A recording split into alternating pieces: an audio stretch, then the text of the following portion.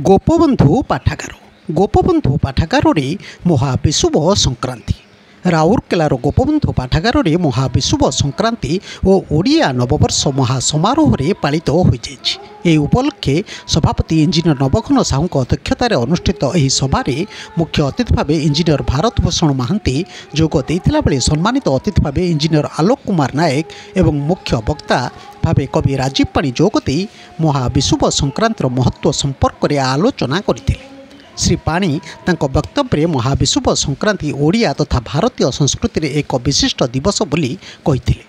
ବିଭିନ୍ନ ପ୍ରଦେଶରେ ଭିନ୍ନ ଭିନ୍ନ ନାମରେ ଏହା ପାଳନ କରାଯାଏ। ବିଭିନ୍ନ ପୌରାଣିକ କିମ୍ବଦନ୍ତୀ ଆଧାରରେ ମହାବିଷୁବ ସଂକ୍ରାନ୍ତି ବିଷୟରେ ସେ ବ୍ୟାଖ୍ୟା କରିଥିଲେ। ଡକ୍ଟର ଗିରିଜା ଶଙ୍କର ଗୋସ୍ୱାମୀ ମଞ୍ଚ ପରିଚାଳନା କରିଥିବା ବେଳେ ହରିହର ଶତପଥୀ ଧନ୍ୟବାଦ ଦେଇଥିଲେ।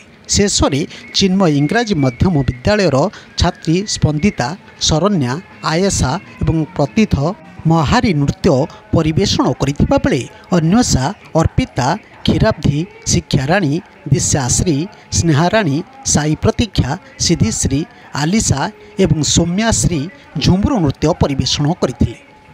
ରୁଦ୍ର ନାରାୟଣ ଓ ରାଇସା ବେହେରା ଲୋକନୃତ୍ୟ ପରିବେଷଣ କରି ଦର୍ଶକମାନଙ୍କୁ ବିମୋହିତ କରିଥିଲେ।